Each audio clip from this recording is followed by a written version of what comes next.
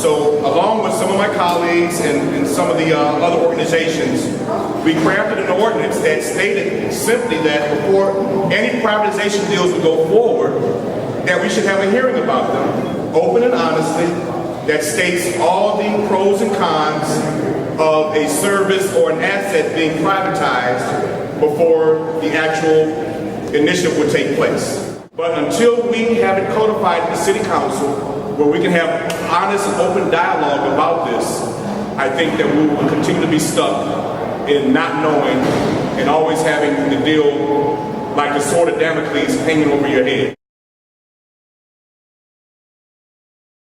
Mayor Emanuel has touted his commitment to transparency and accountability. This flies in the face of that commitment.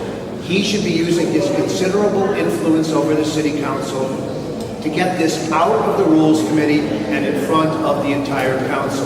The parking meter deal was rammed through in the virtual dark of night to plug a major hole in the last mayor's budget. We didn't know the consequences. We didn't know the pros and cons. There wasn't due deliberation. We can't afford to let that happen again. This ordinance is designed to protect the people of Chicago from another privatization abomination. We have witnessed far too many rushes to privatization, whether high-profile cases like the parking meters, or lesser-known cases like airport runway room refurbishing. And when well-paying jobs held by Chicago residents are replaced with lower-paying ones or outsourced to suburban contractors, the result is a net loss for the city. Developing a strategy to identify the real cost of providing a service, establishing mechanisms for fair competition between the private sector and government employees, and proper oversight, transparency, there's that word again, can prove to be a win-win for workers, managers, and taxpayers. Many of us have been struggling over the past 6 weeks to try and find a way to make some good out of a horrendous parking meter deal.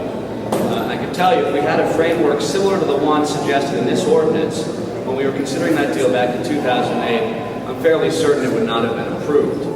In total, I think this is a responsible ordinance that does a lot to protect Chicago taxpayers from ever stumbling into a really bad deal like the one we're still recovering from in the parking meter deal.